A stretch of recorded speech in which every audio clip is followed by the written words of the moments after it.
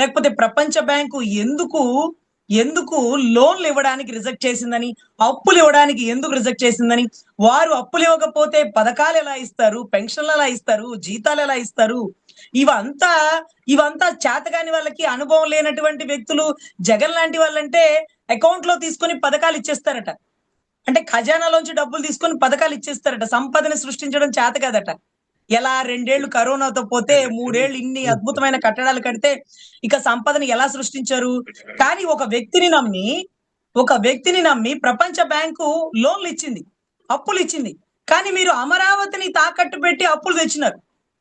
అది కూడా 5 ఏళ్లలో తేవాల్సిన అప్పుని 20 నెలల్లో తెచ్చేసినారు. ఇవ్వకండి సార్, వచ్చేది మా ప్రభుత్వం. మేము ఈ అప్పుల్ని తాళలేము.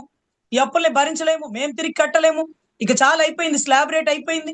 ఇంకేమన్నా ఉంటే తాకట్టు పెట్టి తెచ్చుకోమనండి. ఏమన్నా ఉన్నాయా?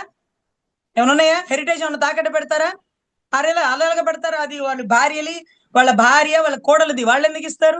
సో తాకట్టు పెట్టి రాష్ట్రంలో మరి పథకాలు ఎలా ఇస్తారు, జీతాలు ఎలా ఇస్తారు, పెన్షన్లు ఎలా ఇస్తారు, రోడ్లు ఎలా వేపిస్తారు?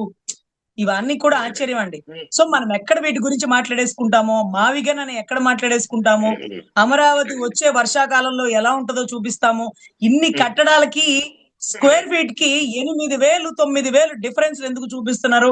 ఈ 8,000 9,000 ఏ కాంట్రాక్టర్ అకౌంట్లకి వెళ్ళిపోతారు? ఏ కాంట్రాక్టర్లు ఏ ఎంపీల బినామీలో? ఇవన్నీ కూడా వెలుగులోకి రావాలి సార్. ఖజానా మొత్తం గండి కొట్టేస్తున్నారు. సో రాష్ట్ర ప్రజలు రాధాకృష్ణ గారి మాటలకి తిరగబడాల్సింది ఆంధ్రాలో.